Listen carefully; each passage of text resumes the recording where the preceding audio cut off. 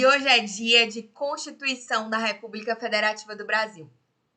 Vamos à leitura da Constituição e das leis constitucionais em 20 dias, segundo a métrica do desafio do blog do Edu.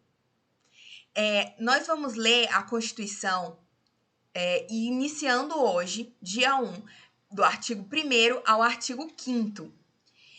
Então, vamos à leitura da Constituição. Antes de ler a Constituição, vamos ver a classificação da Constituição. As classificações gerais das Constituições. Quanto ao conteúdo, pode ser material ou formal. A Constituição brasileira ela é formal, porque importa sim onde a lei está. A lei só é considerada constitucional se ela estiver no texto da Constituição e modernamente no bloco de constitucionalidade. Não é independente do lugar, independente da forma que a lei foi editada, e aí você considera apenas o conteúdo. Não. A Constituição brasileira, ela é formal quanto ao conteúdo. A forma é escrita. Obviamente, ela é escrita, né? Não é não escrita. Escrita e codificada. Quer estar em um documento a Constituição. Quanto à elaboração, é dogmática, ela é um retrato da sociedade, ela não foi construída ao longo do tempo.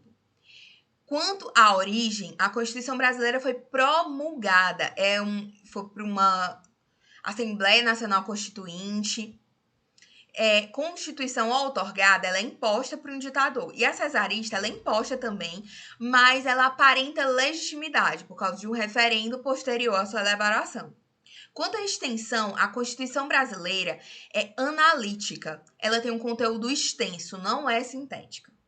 Quanto à estabilidade, ela é rígida, porque ela tem um processo mais rígido de alteração para a Constituição, para as normas constitucionais, e menos rígidas para as demais normas, as demais leis. Então, a Constituição ela é analítica, ela não é sintética, ela é rígida. A Constituição imutável, ela está em desuso, que ela não sofre alteração nenhuma. A semirrígida, o legislador define algumas normas serão alteradas mediante um processo rígido e outras de um processo simples. A flexível, ela tem apenas um processo de alteração, tanto para qualquer norma, constitucional ou não.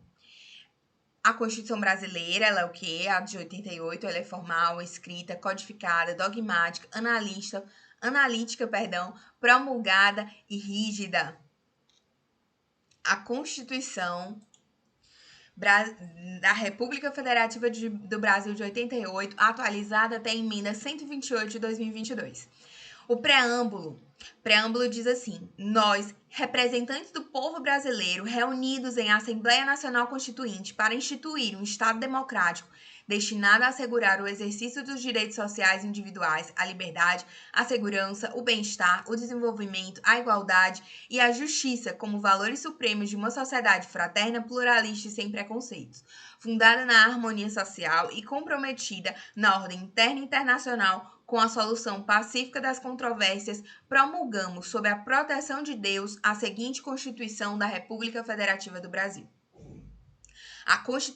O preâmbulo constitucional faz uma referência a Deus. Mas isso não estaria vedado pela laicidade do Estado? Isso não seria contra? Não. Porque laicidade não se confunde com laicismo. Laicidade significa neutralidade religiosa por parte do Estado. Laicismo é uma atitude de intolerância e hostilidade estatal às religiões.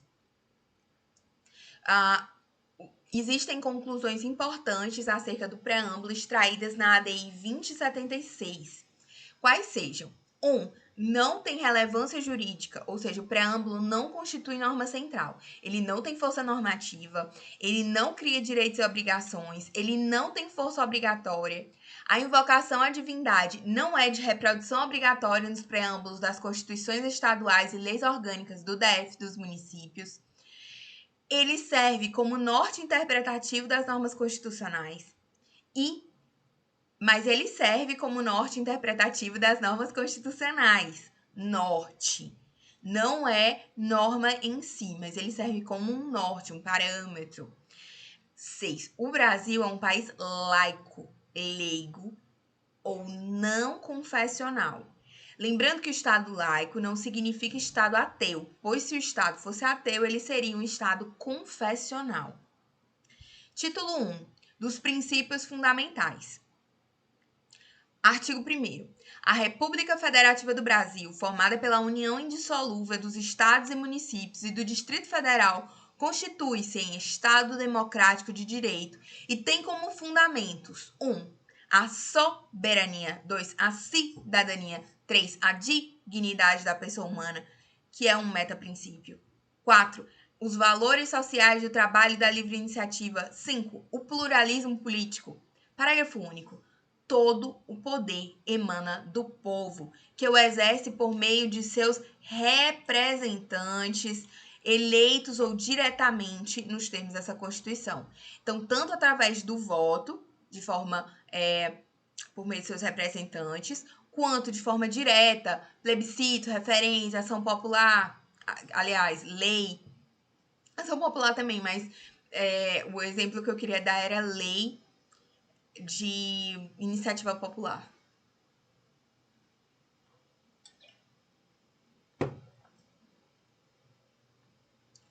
Artigo 3º, aliás, artigo 2º. São poderes da União, independentes e harmônicos entre si, o Legislativo, o Executivo e o Judiciário.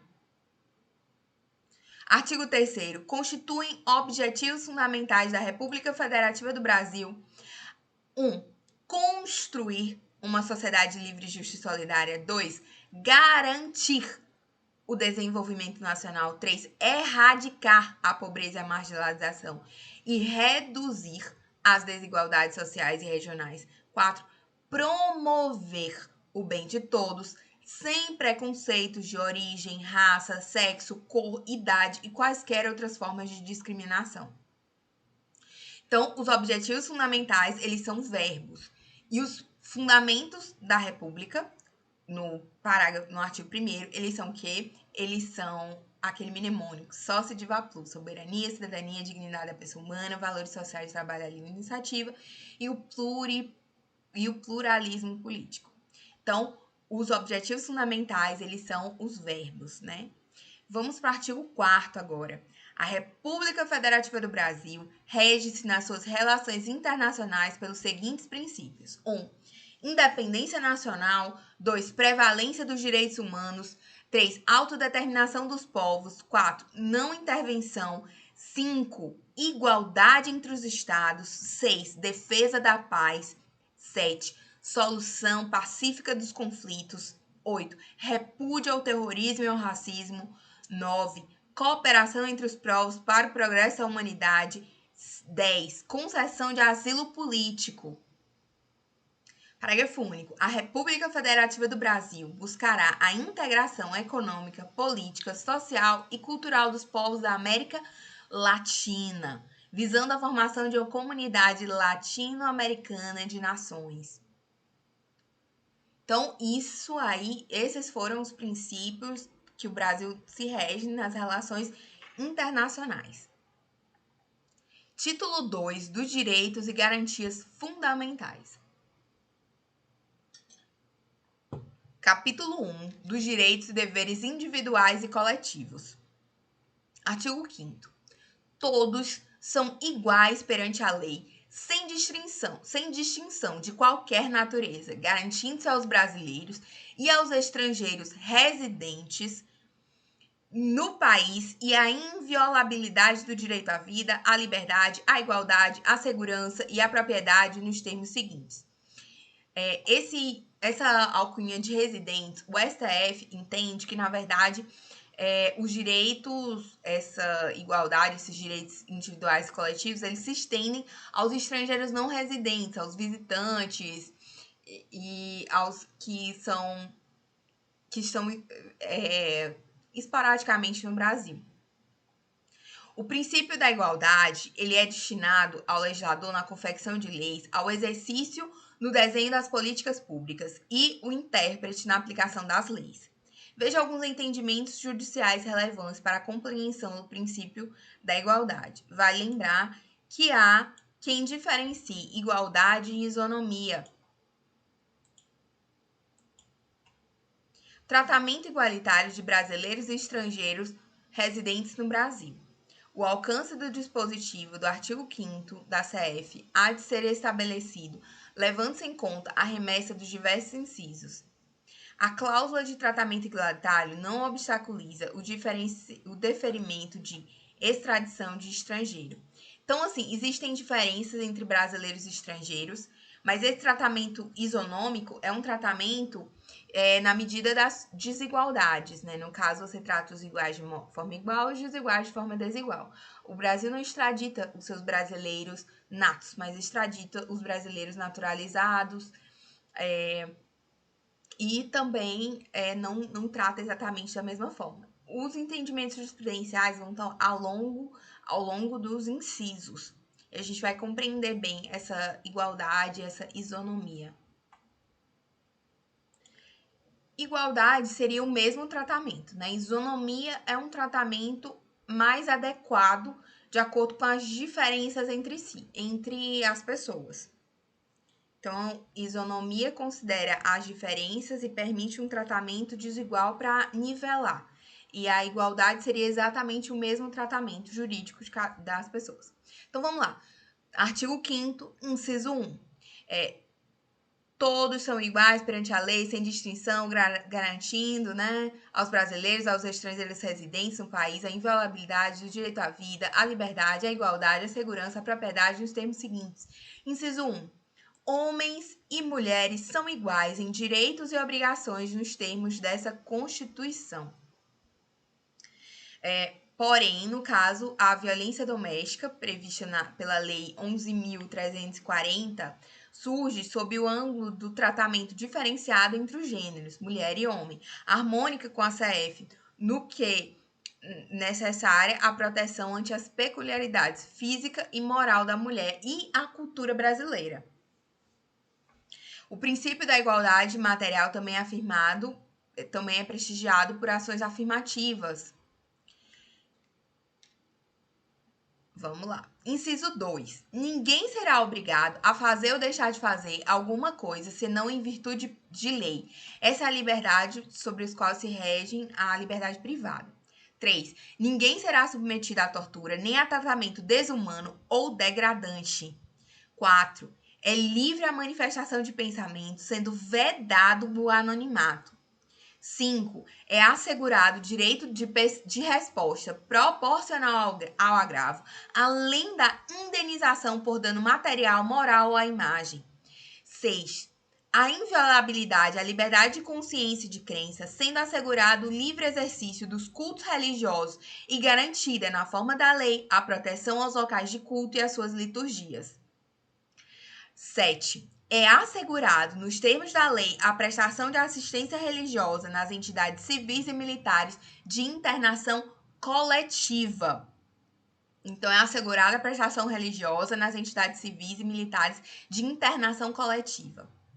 8. Ninguém será privado de direitos por motivo de crença religiosa ou de convicção filosófica ou política,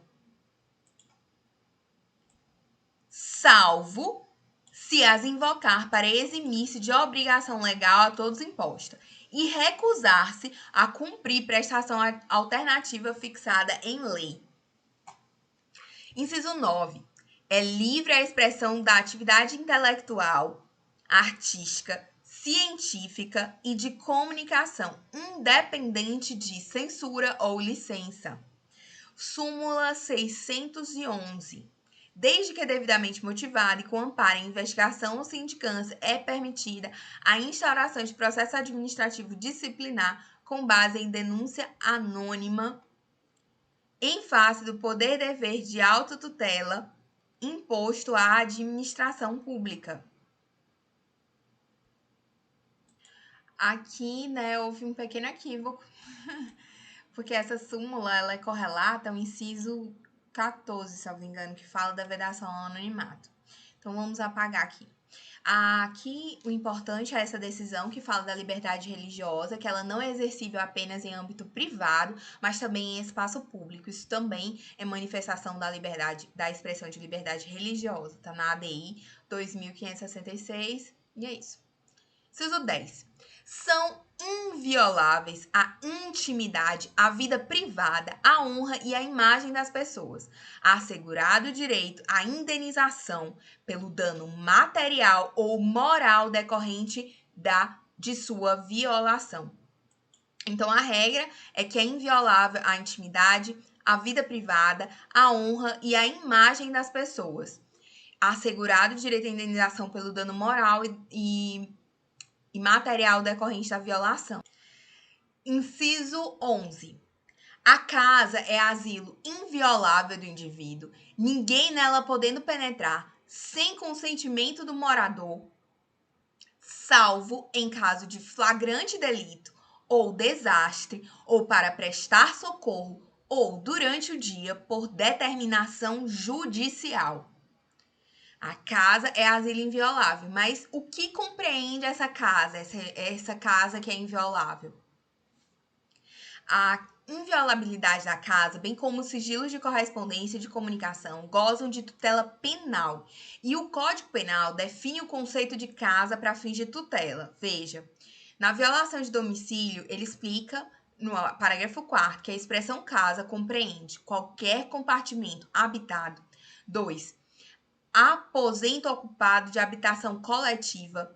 3. Compartimento não aberto ao público, onde alguém exerça profissão ou atividade, ou seja, é casa, inclusive, o escritório para fins de proteção constitucional, como asilo inviolável, salvo. As exceções são que flagrante delito ou desastre, prestar socorro ou durante o dia por determinação judicial.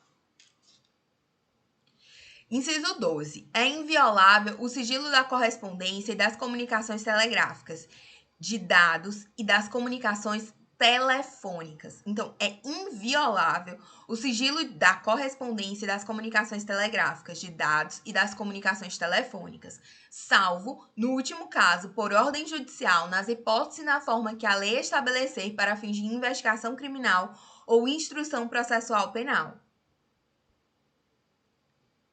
Aqui tem mitigações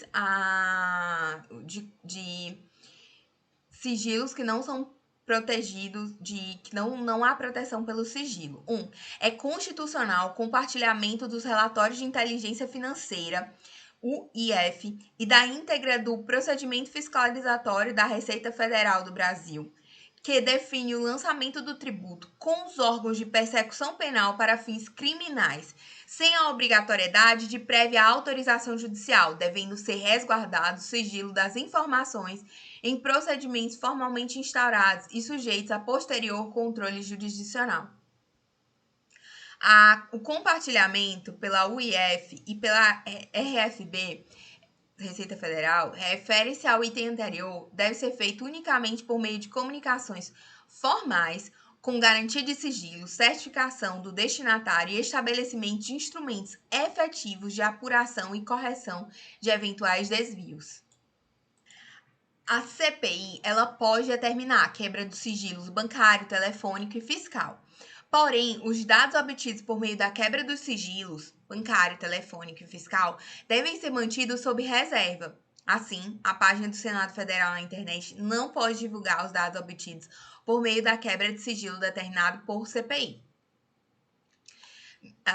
Outra decisão. Não são nulas as provas obtidas por meio de requisição do MP de informações bancárias de titularidade de Prefeitura Municipal para fins de apurar supostos crimes praticados por agentes públicos contra a administração. É lícita a requisição pelo MP de informações bancárias de conta de titularidade de Prefeitura, com o fim de proteger o patrimônio público, não se podendo falar em quebra ilegal de sigilo bancário. Então, é lícito o Ministério Público fazer a requisição de o sigilo bancário, né, das contas do município, de pessoa jurídica, de ente público. As autoridades e os agentes fiscais tributários da União, dos estados, do DF e dos municípios podem requisitar diretamente das instituições financeiras informações sobre as movimentações bancárias dos contribuintes, Essa possibilidade encontra-se prevista no artigo 6º da Lei Complementar 105 de 2001, que foi considerada constitucional pelo STF. Isso porque essa previsão não se caracteriza como quebra de sigilo bancário, ocorrendo apenas a transferência de sigilo dos bancos do fisco. Vale ressaltar que os Estados-membros e os municípios somente poderão obter as informações previstas no artigo 6º da Lei Complementar 105 de 2001, uma vez regulamentada a matéria de forma análoga ao Decreto Federal número 3.724 de 2001. Observados os seguintes parâmetros. A. Pertinência temática entre a obtenção das informações bancárias e o tributo objeto da cobrança no procedimento administrativo instaurado. B.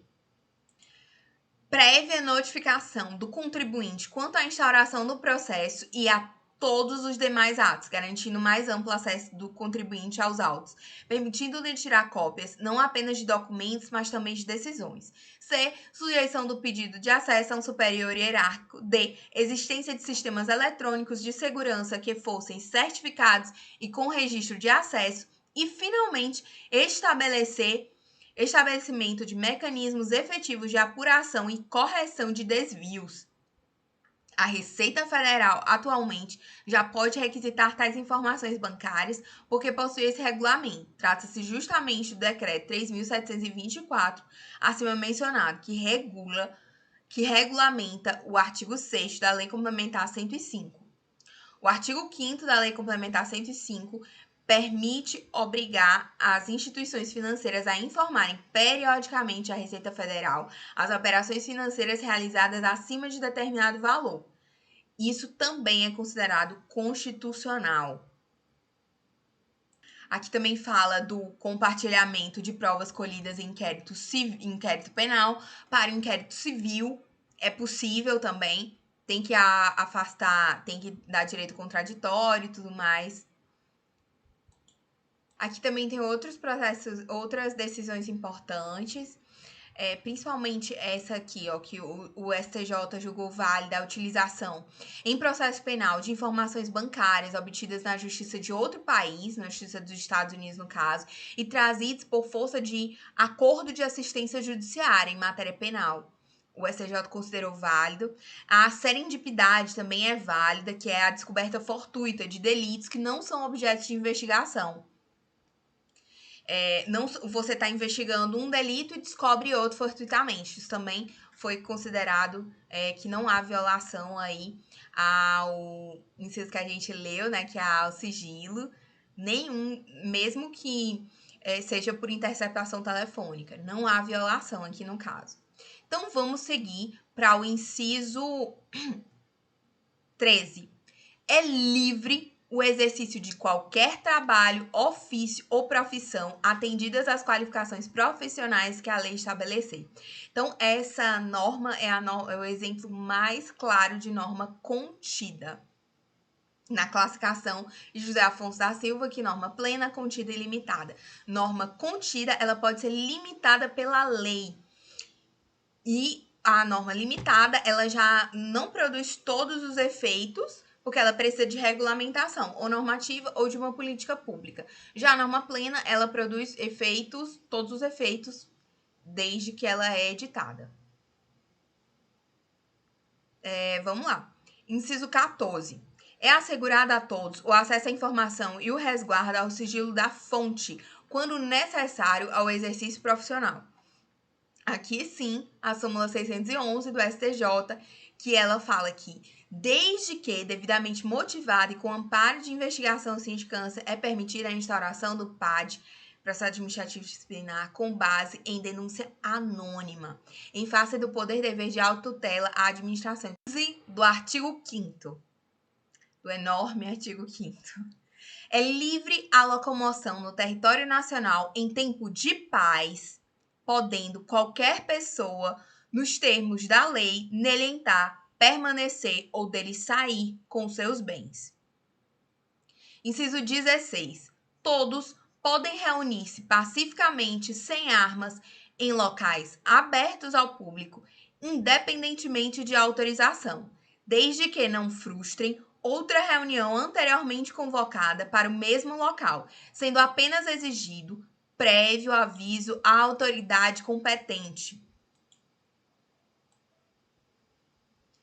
O direito fundamental à reunião pacífica.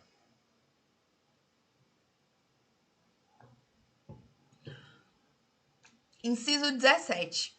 Plena a liberdade de associação para fins lícitos, vedada a de caráter paramilitar. Direito fundamental de associação para fins lícitos. Inciso 18. A criação de associações e, na forma da lei, a de cooperativas, independem de autorização, sendo vedada a interferência estatal em seu funcionamento. Então, a criação de associações e, na forma da lei, a de cooperativas, independem de autorização, sendo vedada a interferência estatal no seu funcionamento. No funcionamento das associações. É vedada a interferência estatal. Inciso 19. As associações só poderão ser compulsoriamente dissolvidas ou ter suas atividades suspensas por decisão judicial, exigindo-se no primeiro caso o trânsito em julgado. Ou seja, quando ela é compulsoriamente dissolvida, exige o trânsito em julgado, e para ter suas atividades suspensas precisa de decisão judicial. Aqui eu coloquei de forma clara, né? As associações podem ser compulsoriamente dissolvidas por decisão judicial transitada em julgado e ter suas atividades suspensas por decisão judicial. Inciso 20. Ninguém poderá ser compelido a associar-se ou permanecer associado. O STF, ele considera que esse direito de não é obrigado ninguém a ser compelido a se associar ou permanecer associado, ele é aplicável ao caso de expulsão de associado de associação privada. É um importante caso de eficácia horizontal dos direitos fundamentais. Ao mesmo tempo em que o associado, por exemplo, a associação não é obrigada a manter aquele associado, tem que ver, né, as condições em que ele foi expulso. Mas ninguém vai ser obrigado a tolerar a presença dele. Ninguém vai ser obrigado, e assim como ele também não é obrigado a estar associado. Mas mesmo aplica-se a esse direito fundamental a essa questão privada. É uma eficácia horizontal de um direito fundamental. A associação não tem legitimidade ativa para defender os interesses dos associados que vierem a se agregar somente após o ajuizamento de ação de conhecimento. Isso também é uma decisão importante aqui. Vamos lá para o inciso 21. As entidades associativas, quando expressamente autorizadas, têm legitimidade para representar seus filiados judicial e extrajudicialmente.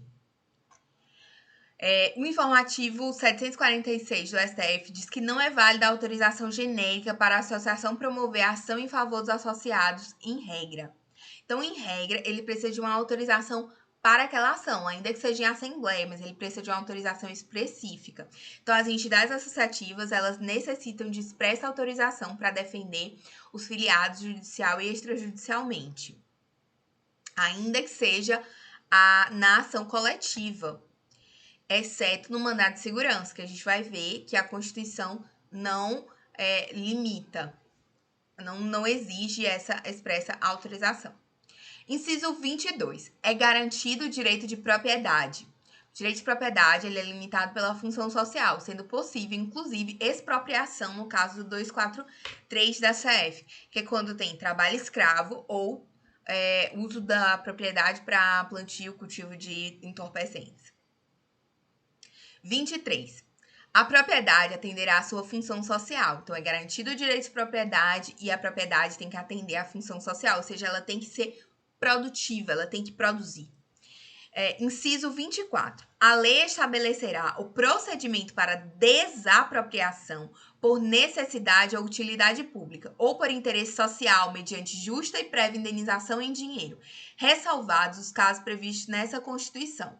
Tipos de desapropriação: por utilidade pública ou necessidade, interesse social, confisco ou sanção. E também tem as de utilidade pública, elas estão previstas no DL 3365. De interesse social, a propriamente dita está na Lei 4.132, tá na Lei da Reforma Agrária, né, prevista no artigo 184 da CF, a especial urbana, no artigo 182 da CF, e a confisco ou sanção no 243 da CF. Aqui, a desapropriação indireta, que na verdade é um abuso do poder público, ela está prevista no 35 do DL 3365. É uma situação de fato, não é um tipo de desapropriação, é uma situação fática que foi reconhecida como desapropriação.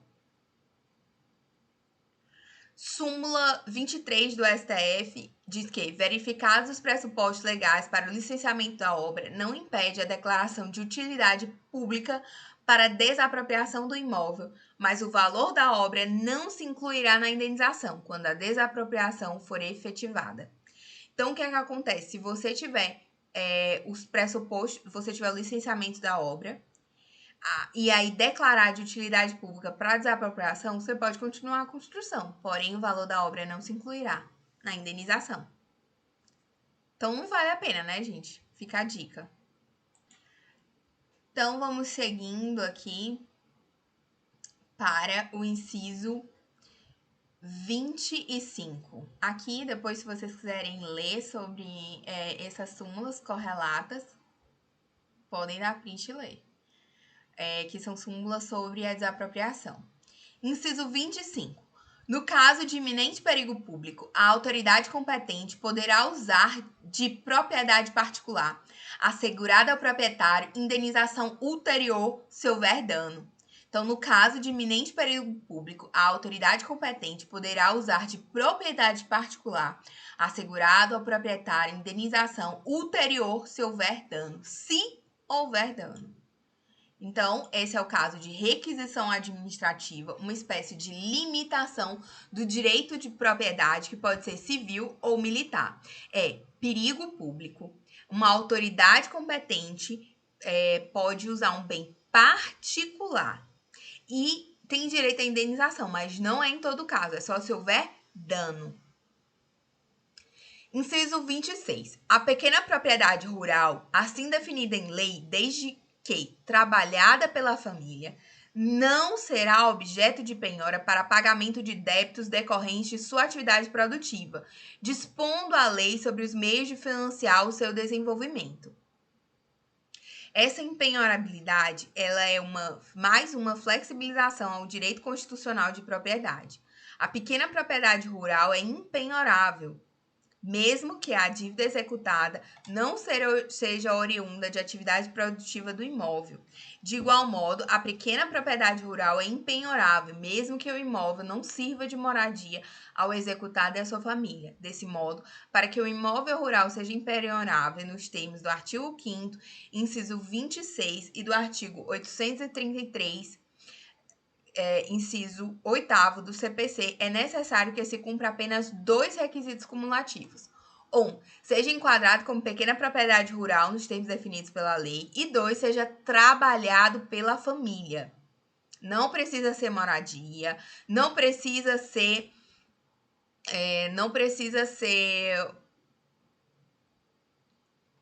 Só precisa mesmo esses 2 requisitos, que a pequena propriedade seja trabalhado pela família. Inciso 17. Aos autores pertence o direito exclusivo de utilização, publicação ou reprodução de suas obras, transmissíveis aos herdeiros pelo tempo que a lei fixar.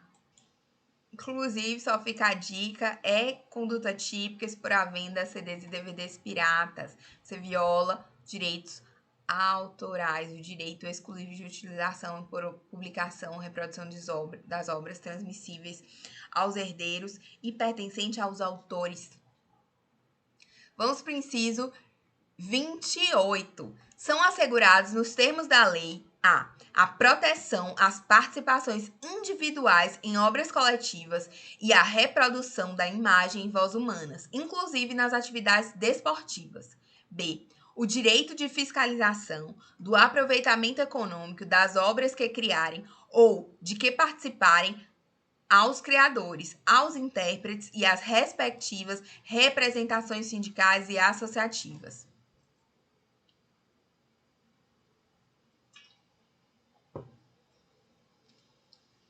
Inciso 29.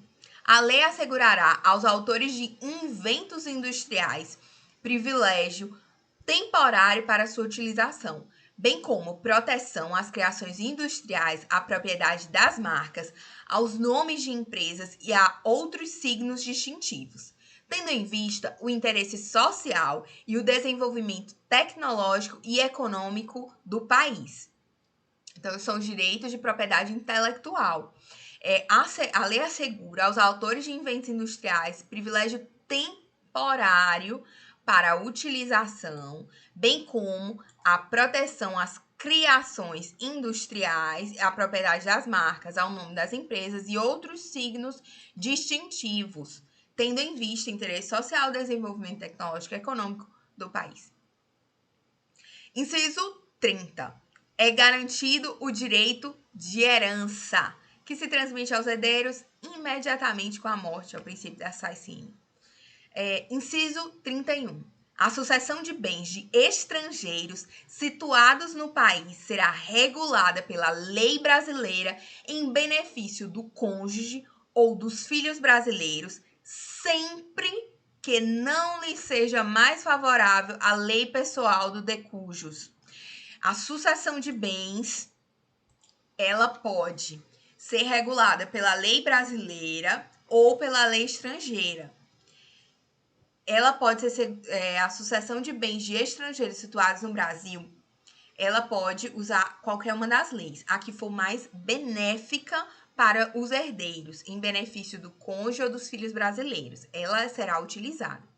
Aqui vale a lembrança de que a LINDB, no artigo 10 da LINDB, ele fala qual a lei é aplicável, e aí ele segue a Constituição. Obedece à lei do país em que domiciliado o defunto ou desaparecido, qualquer que seja a natureza e a situação dos bens.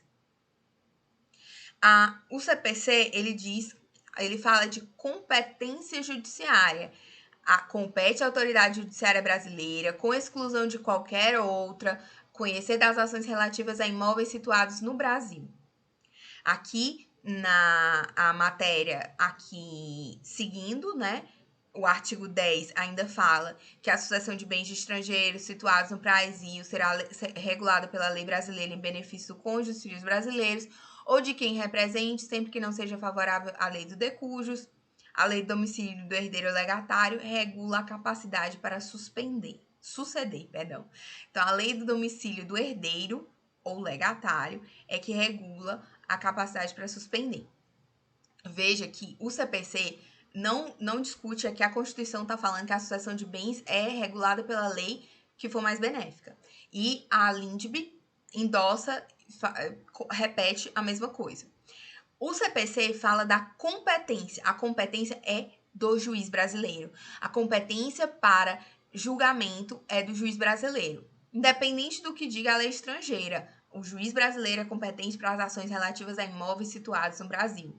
Relativas à sucessão hereditária, relativas a divórcio, separação judicial ou dissolução de união estável, proceder a partir de bens situados no Brasil, ainda que o titular seja de nacionalidade estrangeira e tenha domicílio fora do território nacional.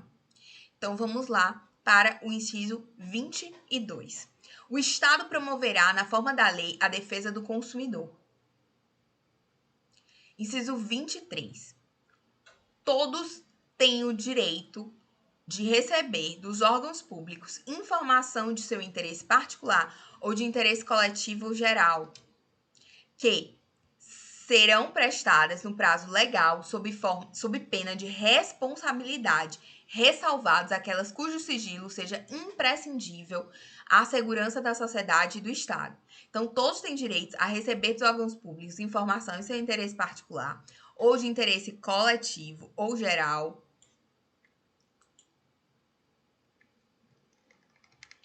Aqui eu fiz loucuras. Voltando aqui.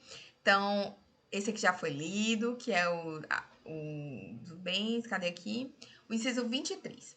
Todos têm direito a receber dos órgãos públicos informações de seu interesse particular ou de interesse coletivo ou geral, que serão prestados no prazo da lei, sob pena de responsabilidade, ressalvadas aquelas cujo sigilo seja imprescindível à segurança da sociedade e do Estado. Inciso 24. São a todos assegurados, independentemente do pagamento de taxas, a. O direito de petição aos poderes públicos em defesa dos direitos e contra a ilegalidade ou abuso de poder. B. A obtenção de certidões em repartições públicas para a defesa de direitos e esclarecimento de situações de interesse pessoal. Esse aqui é o direito de petição. É um remédio constitucional não jurisdicional. Está dentro do direito de acesso à informação. A súmula vinculante 21, ela diz que é inconstitucional a exigência de depósito ou arrolamento prévio de dinheiro ou bens para admissibilidade e recurso administrativo, porque está dentro do direito de acesso à informação, direito de petição aos poderes públicos. Então, é independente do pagamento de taxas, o direito de petição aos poderes públicos, a obtenção de certidões e repartições públicas para a defesa de direitos e esclarecimento de situações de interesse pessoal. Vamos seguindo para o inciso do artigo 5º, inciso 35. A lei não excluirá da apreciação do Poder Judiciário lesão ou ameaça a direito. Vamos ler aqui a súmula vinculante 28. É inconstitucional a exigência de depósito prévio como requisito de admissibilidade de ação judicial na qual se pretenda discutir a exigibilidade do crédito tributário. Por que a gente colocou essa súmula vinculante? Porque o que acontece? Como é imperiosa a garantia do juiz para o embargo à execução, na execução fiscal, a execução no processo civil ela não exige a garantia do juiz, necessariamente. Mas na execução fiscal é obrigatória a garantia do juízo. Então, o jurisdicionado ele não tem acesso aos embargos se ele não tiver dinheiro, se ele não tiver como fazer uma fiança bancária ou garantir o juízo de alguma maneira. Então, ele vai entrar com uma exceção de pré-executividade, se for o caso, porque a exceção de pré-executividade ela não tem uma cognoscibilidade ampla, ela não pode discutir tudo. São questões formais e não pode ter grande dilação probatória. Então, o que acontece? Ele vai numa ação autônoma. Essa ação autônoma, ela não pode exigir também a caução, porque se ela exigir depósito prévio como requisito de admissibilidade, ela inviabiliza a discussão do contribuinte. Então, o contribuinte vai ter vedado o acesso ao Poder Judiciário. E aqui, esse princípio do artigo 35, ele diz que não se exclui a apreciação do Poder Judiciário. Então, ele é o que justifica a súmula vinculante 28. Ele também serve para justificar as tutelas provisórias. Vamos seguir para o artigo 36. A lei não prejudicará o direito adquirido, o ato jurídico perfeito e a coisa julgada. Então, a lei não prejudica o direito adquirido, o ato jurídico perfeito e a coisa julgada. Inciso 37. Não haverá juízo ou tribunal de exceção. Só lembrando que o Brasil se submete à jurisdição do TPI. Logo, o Tribunal Penal Internacional não é um tribunal de exceção. Inciso 38. É reconhecida a instituição do júri como com a organização que lidera a lei, assegurados a plenitude de defesa, b.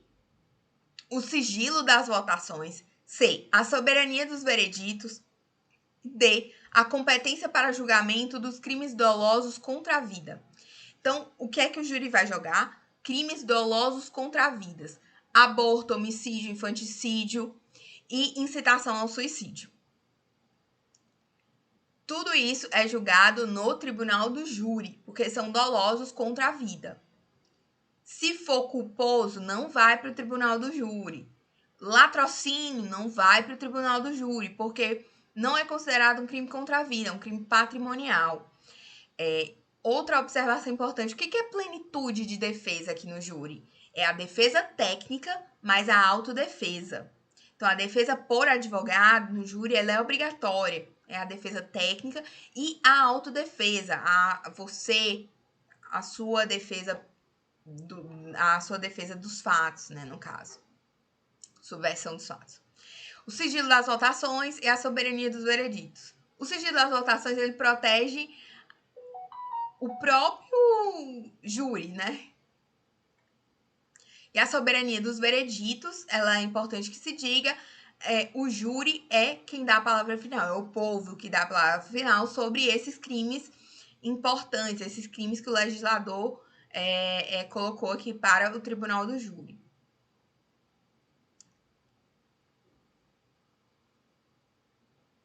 Inciso 39.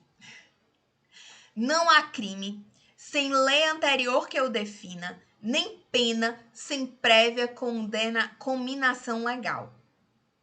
Não há crime sem lei anterior que o defina, nem pena sem prévia cominação legal. Aqui, né, o inciso 39, ele é o chamado princípio da legalidade. Princípio da legalidade penal, que ele diz que não há crime sem lei anterior e nem pena sem prévia cominação legal. Princípio da legalidade. Vou até colocar aqui.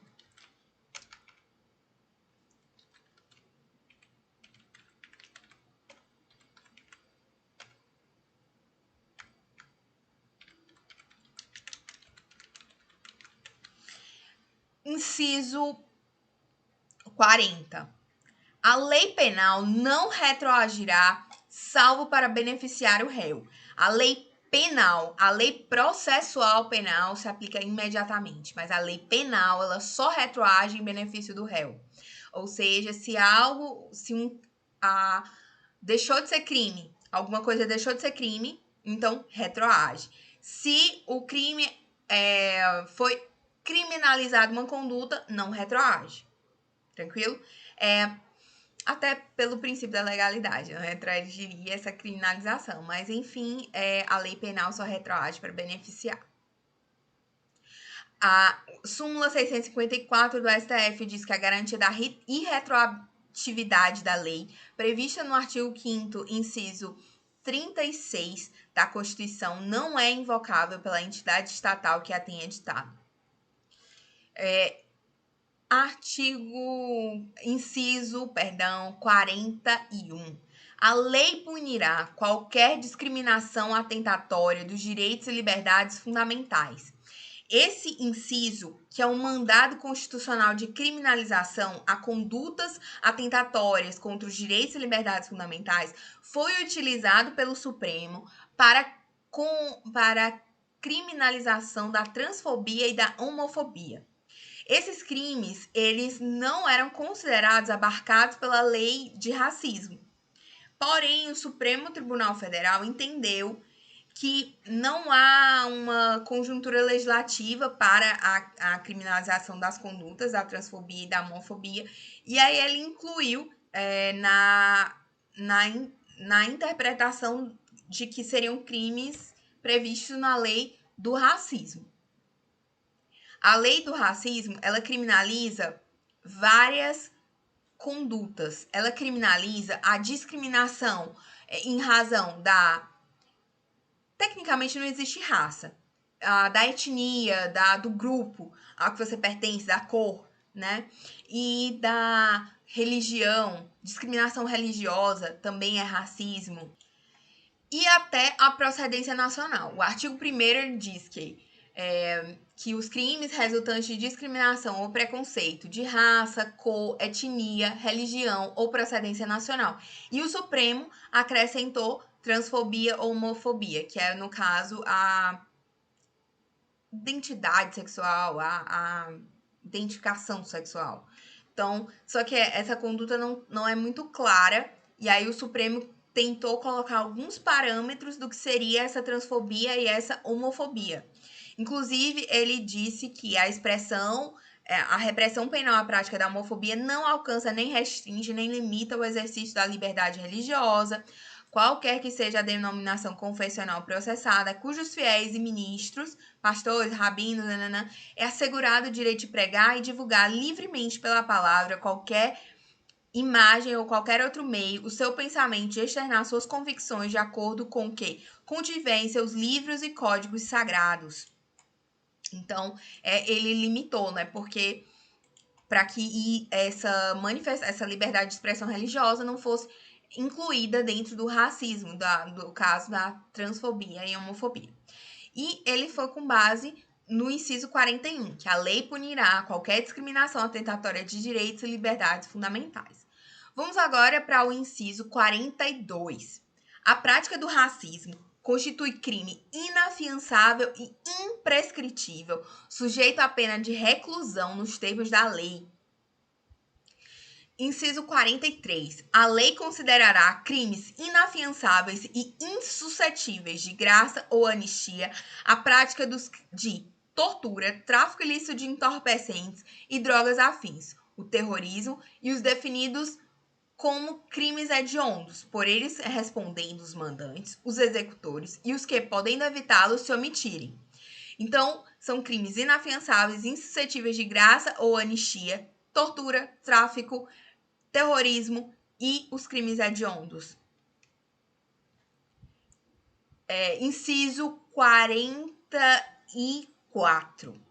Constitui crime inafiançável e imprescritível a ação de grupos armados, civis ou militares contra a ordem constitucional e o Estado democrático.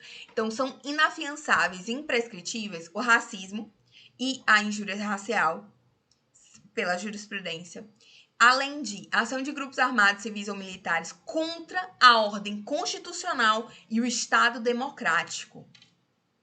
Essa norma da Constituição originária. Então, aqui eu fiz um resuminho, né, da consequência e do crime. Inafiançáveis, todos os três incisos. Inafiançável é quem? Racismo, tortura, tráfico, terrorismo, crimes hediondos, ação de grupos armados, civis ou militares contra a ordem constitucional e o Estado democrático. Imprescritível, racismo e ação de grupos armados ou militares contra a ordem constitucional e o Estado democrático. Insuscetíveis de graça ou anistia, tortura, tráfico ilícito de entorpecentes e drogas afins, o terrorismo e os definidos como crimes hediondos. Inafiançável, todos os três, racismo, tortura, tráfico ilícito de entorpecentes e drogas afins, o terrorismo e os definidos como crimes hediondos, ação de grupos armados, civis ou militares contra a ordem constitucional e Estado democrático. Imprescritível, racismo e ação de grupos armados, civis ou militares contra a ordem constitucional e Estado democrático. Insuscetível de graça ou anistia, tortura, tráfico ilícito de entorpecentes e drogas afins, o terrorismo e os definidos como crimes hediondos. E hoje é inciso 45. Nenhuma pena passará da pessoa do condenado, podendo a obrigação de reparar o dano e a decretação do perdimento de bens ser, nos termos da lei, estendidas aos sucessores e contra eles executadas, até o limite do valor do patrimônio transferido. Inciso 46.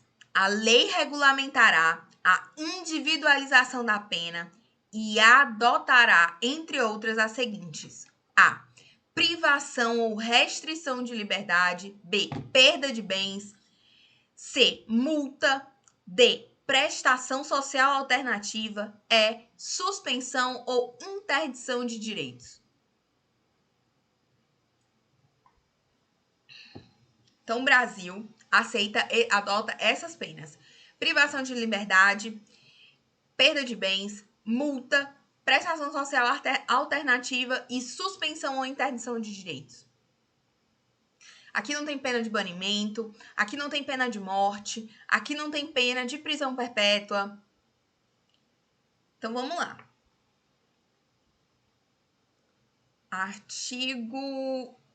Inciso 47. Não haverá penas A. de morte, salvo em caso de guerra declarada nos termos do artigo 84, inciso 19, de caráter perpétuo, de trabalhos forçados, de banimento e cruéis.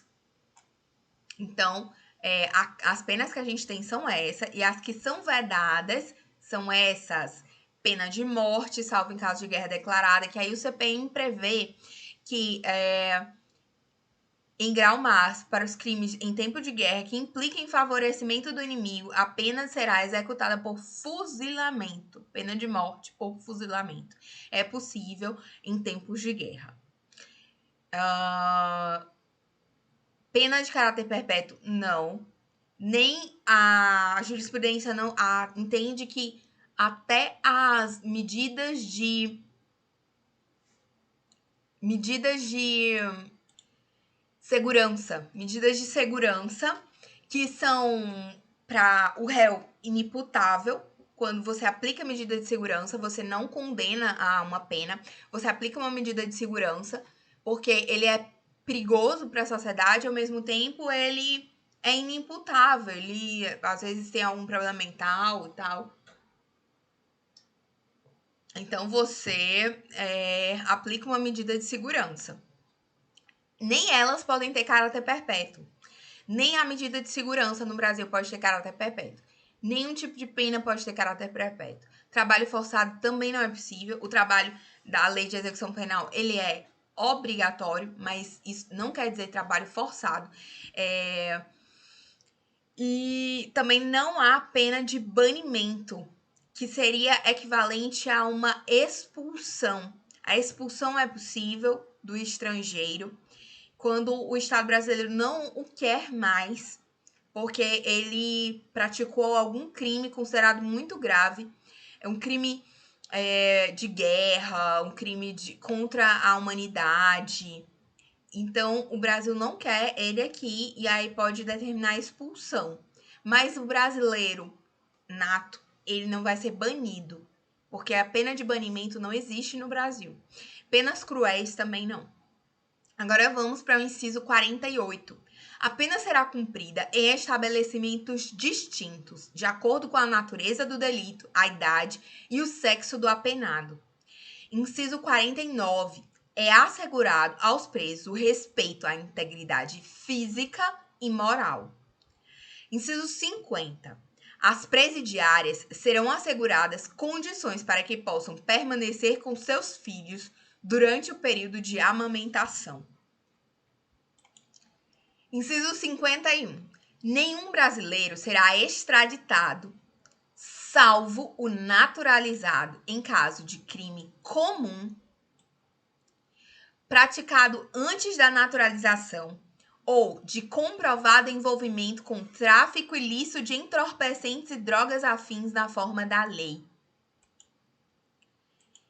Então, nenhum brasileiro será extraditado, salvo naturalizado em caso de crime comum antes da naturalização ou de envolvimento com tráfico ilícito de entorpecentes e drogas afins na forma da lei. A lei é a lei de migrações e aquela pessoa que tiver envolvimento com tráfico ilícito de entorpecentes antes, durante ou depois da naturalização, ela pode ser extraditada. O estrangeiro que se naturalizou brasileiro, ele pode ser extraditado para cumprir pena no outro país soberano que está requisitando ele, porque extradição é isso.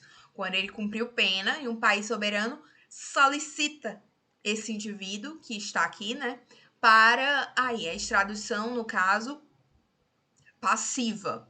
E a extradição ativa é quando o Brasil é quem requer a extradição de alguém para cumprir pena aqui. Então, vamos lá. Inciso 52. Não será concedida extradição de estrangeiro por crime político ou de opinião. Então, não é concedida extradição de estrangeiro por crime político ou de opinião. Até porque o Brasil, ele se comprometeu a servir de asilo político, né? Então, vamos lá para o inciso 53. Ninguém será processado nem sentenciado senão pela autoridade competente. Inciso 54. Ninguém será privado de liberdade ou de seus bens sem o devido processo legal. Inciso 55. Aos litigantes em processo judicial ou administrativo e aos acusados em geral são assegurados o contraditório e a ampla defesa, com os meios e os recursos a ela inerentes. Contraditório e ampla defesa. Inciso 56. São inadmissíveis no processo as provas obtidas por meios ilícitos. Existe uma diferença entre prova ilícita e prova ilegítima. Prova ilícita, ela viola a regra de direito material e deve ser ilegal a sua obtenção, ou seja, na fase pré-processual, geralmente no bojo da investigação. Prova ilegítima, ela viola a regra de direito processual e deve ser ilegal na forma da produção da prova durante o processo. Que a gente não costuma fazer essa diferenciação na legislação brasileira. Também é importante lembrar da teoria dos frutos da árvore envenenada. As provas que decorrem das provas ilícitas também são ilícitas. Então, o fruto da árvore é ilícito, né? Então, vamos lá. As provas que decorram de provas ilícitas também são ilícitas. As provas devem em regra, as provas ilícitas devem, em regra, serem desentranhadas do processo e não podem ser utilizadas na condenação. Mas é possível, excepcionalmente, que elas sejam utilizadas nos seguintes casos. Quando nessa ilustração da teoria dos frutos da árvore envenenada, que a gente fez aqui. E aqui, ó, ela é ilícito por derivação. O fruto é ilícito por derivação. Existe uma árvore, que é a prova ilícita, e o fruto ilícito por derivação. Aqui, as mitigações da prova ilícita por derivação, que são a teoria da fonte independente, da descoberta inevitável, da mancha purgada, nexo de causalidade atenuado, ou vícios sanados ou tinta diluída. E é óbvio, aquela questão da prova ilícita utilizada para inocentar o réu. Ela também mitiga, e aí você pode utilizar a prova ilícita em benefício do réu como um salvo, mas também ela não é um salvo-conduto para o cometimento de crimes com a finalidade de obter provas. Tem que ter esse cuidado. Superado o inciso 56, vamos para o 57. Ninguém será considerado culpado até o trânsito em julgado da sentença penal condenatória. Aqui a gente tem que lembrar da decisão do STF que superou a jurisprudência do STF. E aí considerou constitucional o artigo 283 do CPP, com a redação dada pela Lei 13.964 de 2019. Ninguém será preso senão em flagrante delito ou por ordem escrita e fundamentada da autoridade judiciária competente em decorrência de prisão cautelar ou em virtude de condenação criminal transitada em julgado. Então, o STF, ele primeiro admitia a execução provisória da pena, a prisão antes do trânsito em julgado em decorrência da condenação. Depois ele passou a não admitir, passou um período não admitindo somente a prisão após o trânsito em julgado, e mudou de posição ainda uma terceira vez e uma quarta vez, e aí o Supremo julgou as ADCs 43, 44 e 54 e entendeu que não é possível a prisão em segunda instância. Só é possível a prisão pena com o trânsito em julgado. E se houver prisão, aí é a prisão cautelar, não mais a prisão pena. Não existe execução provisória da pena antes do trânsito não existe execução provisória da pena, só execução após o trânsito em julgado. Então, vamos lá para o inciso 58. O civilmente identificado não será submetido à identificação criminal, salvo nas hipóteses previstas em lei. Inciso 59. Será admitida ação privada nos crimes de ação pública se esta não for intentada no prazo legal. É ação privada subsidiária da pública. Inciso 60. A lei só poderá restringir a publicidade dos atos processuais quando a defesa da intimidade ou interesse social o exigirem. Segredo de Justiça, artigo 189 do CPC. Ele fala das hipóteses de segredo de justiça. Os atos processuais, eles são públicos em regra.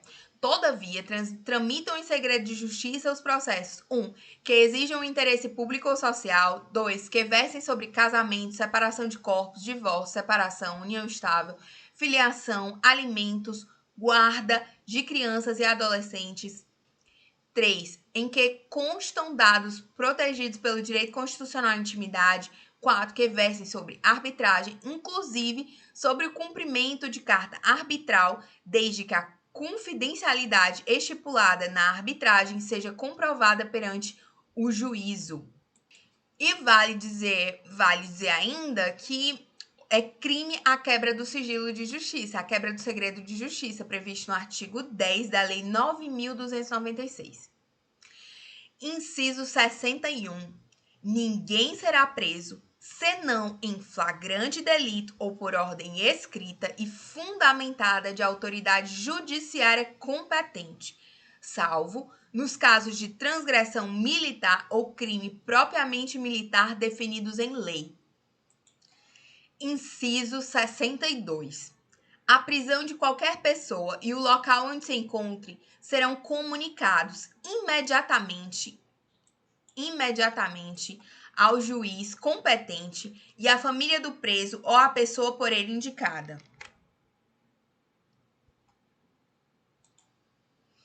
Inciso 63. O preso será informado de seus direitos, dentre os quais o de permanecer calado, sendo-lhe assegurada a assistência da família e de advogado. Inciso 59. O preso tem direito à identificação dos responsáveis por sua prisão ou por seu interrogatório policial. Inciso 65. A prisão ilegal será imediatamente relaxada pela autoridade judiciária. Mas é importante que se diga que o STF considerou válido o relaxamento de prisão decretado por autoridade judiciária incompetente. Então, a prisão ilegal será imediatamente relaxada pela autoridade judiciária. Vamos lá. Inciso 66. Ninguém será levado à prisão ou nela mantido quando a lei admitir liberdade provisória com ou sem fiança. Inciso 67. Não haverá prisão civil por dívida, salvo a do responsável pelo inadimplemento voluntário e inexcusável de obrigação alimentícia e do depositário infiel.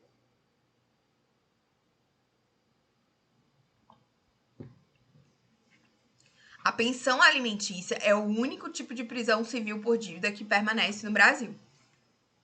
Porque a súmula vinculante 25 do STF estabelece que é ilícita a prisão do depositário infiel, qualquer que seja a modalidade de depósito.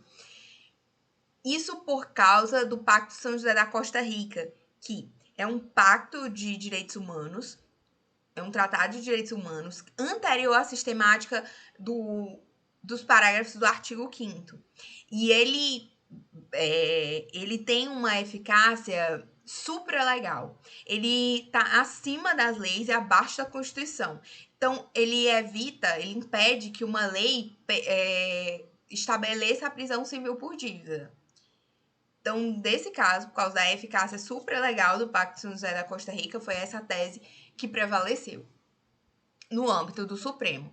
Então, vamos para o inciso 68. Conceder-se-á habeas corpus sempre que alguém sofrer ou se achar ameaçado de sofrer violência ou coação em sua liberdade de locomoção por ilegalidade ou abuso de poder. Então, habeas corpus sempre que alguém sofrer ou se achar ameaçado de sofrer violência ou coação em sua liberdade de locomoção por ilegalidade ou abuso de poder. Então, o habeas corpus, ele não tem uma forma definida. Ele pode ser impetrado por qualquer pessoa e ele pode, não tem uma forma definida. Já teve habeas corpus até em papel higiênico. Inciso 69. Conceder-se-á mandado de segurança para proteger direito líquido e certo, não amparado por habeas corpus ou habeas data, quando responsável pela ilegalidade ou abuso de poder for a autoridade pública ou agente de pessoa jurídica no exercício de atribuições do poder público. Mandado de segurança é para proteger direito líquido e certo, não amparado por habeas corpus e habeas data, praticado por autoridade pública ou quem lhe faça às vezes. Inciso 70. O mandado de segurança coletivo pode ser impetrado por partido político com representação no Congresso Nacional, organização sindical, entidade de classe ou associação legitimamente constituída em funcionamento há pelo menos 1 ano, em defesa de interesses de seus membros ou associados. Então, mandado de segurança coletivo pode ser impetrado por quem? Por partido político, com representação no Congresso Nacional, organização sindical, entidade de classe, associação constituída legalmente há 1 ano na defesa dos interesses de seus membros ou associados. E essa impetração de mandado de segurança coletivo por entidade de classe em favor dos associados independe de autorização específica. Outra coisa é que a jurisprudência já flexibilizou esse requisito temporal de pré-constituição há 1 ano para a associação civil pública, para a ajuizamento de ação civil pública, perdão, quando o bem jurídico tutelado for a prestação de informações ao consumidor sobre a existência de glúten em alimentos. Informativo 591, aqui, ó. Inciso agora 71. Conceder-se-á mandado de injunção sempre que a falta de norma regulamentadora torne inviável o exercício dos direitos e liberdades constitucionais e das prerrogativas inerentes à nacionalidade, à soberania e à cidadania. Então, direitos e liberdades constitucionais e inerentes à nacionalidade, à soberania e à cidadania estão sendo inviáveis. Então, sempre que a falta de norma regulamentadora inviabilizar direitos e liberdades constitucionais ou prerrogativas de nacionalidade, soberania e cidadania, conceder-se-á mandado de injunção.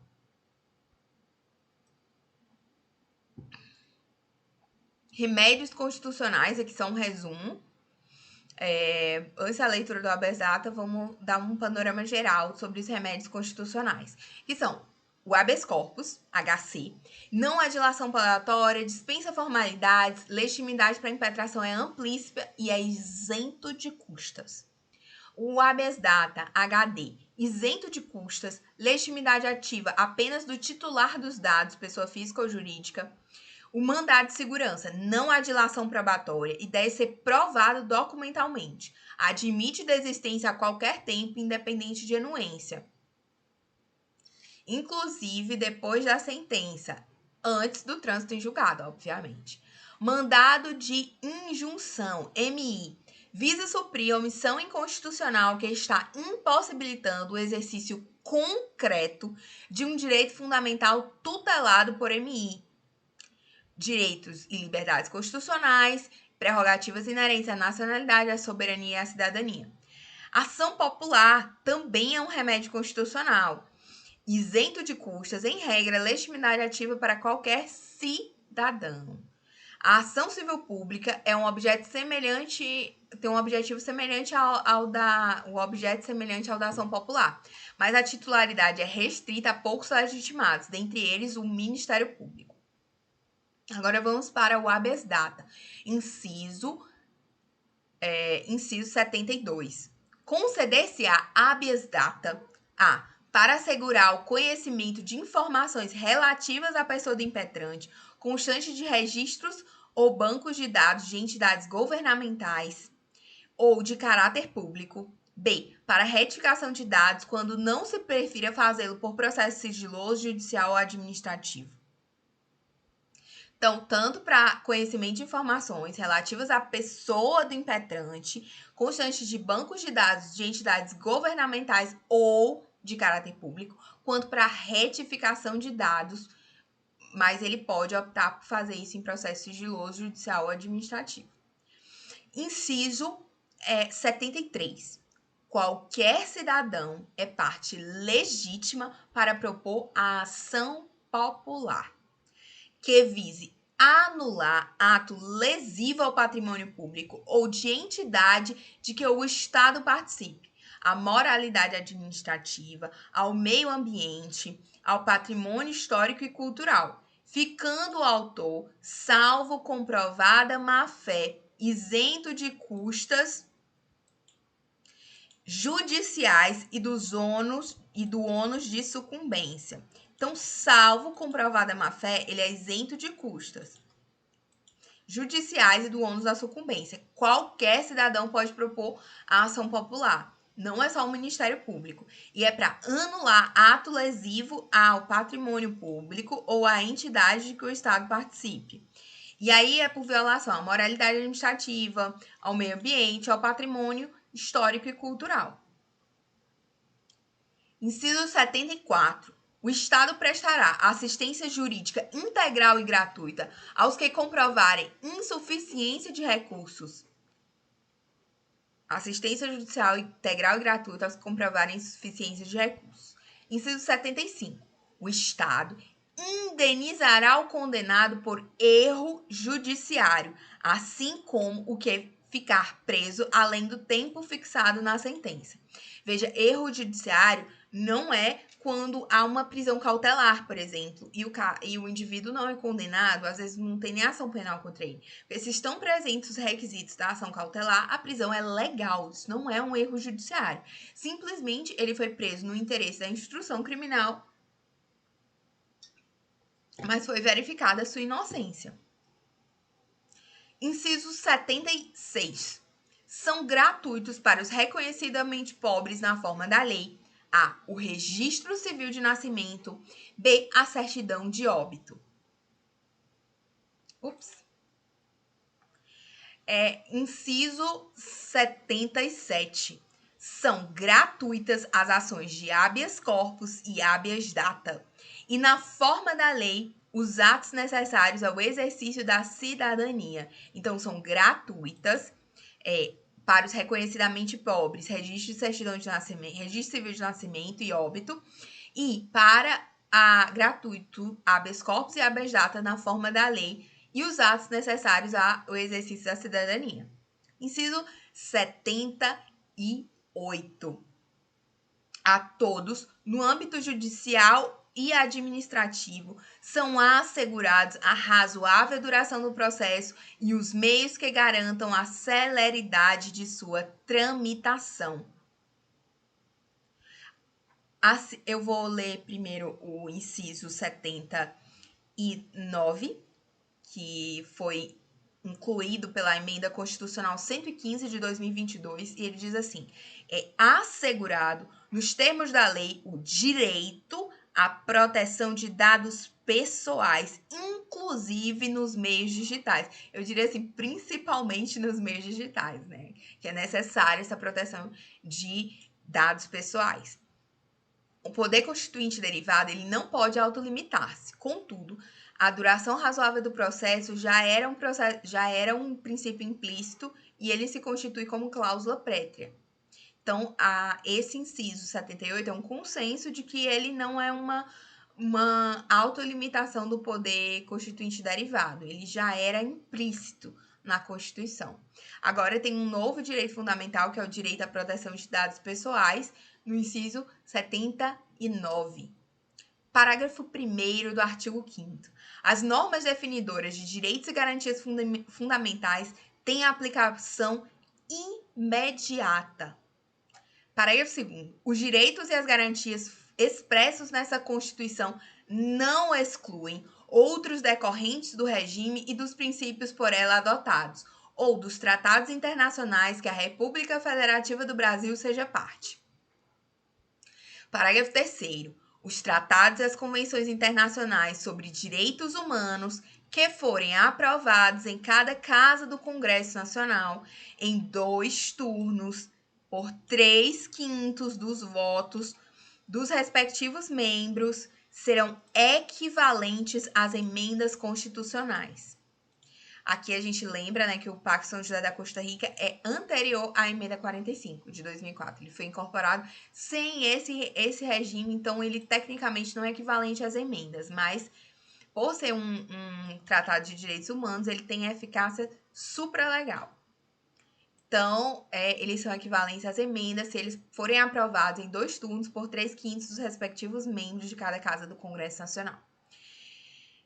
Exemplo é a Convenção de Nova York, que impôs o dever de releitura do conceito de capacidade, concretizado pelo Estatuto da Pessoa com Deficiência, que mudou o Código Civil para assegurar plena capacidade aos deficientes. A Convenção de Nova York, ela foi aprovada nesse rito, passou pela equivalente a emendas constitucionais. Parágrafo 4º. O Brasil se submete à jurisdição do Tribunal Penal Internacional, a cuja criação tenha criado e manifestado adesão. E o Brasil se submete à jurisdição do TPI, previsto no Estatuto de Roma. Inclusive, ele pode promover a entrega, inclusive de brasileiro nato, ao TPI, porque é um tribunal ao qual o Brasil se submete à jurisdição. Isso não é extradição. Extradição não é aplicável ao brasileiro nato, mas a entrega ao TPI, sim.